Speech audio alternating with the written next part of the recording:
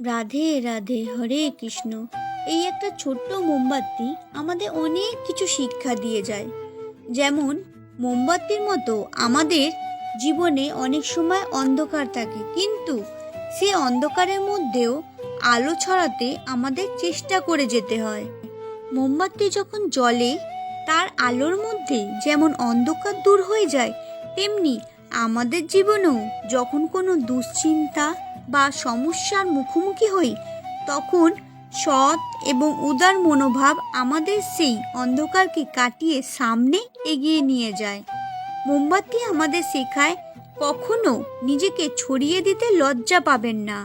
ত্যাগ বা কষ্টের মধ্যেও আপনি যদি অন্যদের জন্য ভালো চিন্তা করেন, তাহলে আপনার জীবনও আলোকিত হবে। মোমবাতির একটাই লক্ষ্য, আলো ছড়ানো। আমাদের জীবনেও উচিত সৎ পথে চলতে এবং অন্যদের সাহায্য করা। শ্রীকৃষ্ণ বলেছেন, নিজেকে উৎসর্গ করে মানুষের কল্যাণ করা উচিত, এবং যে আলো ছোঁয়া দেবে সে কখনো অন্ধকারে ডুবে যাবে না। সবাই বলো রাধে রাধে, হরে কৃষ্ণ।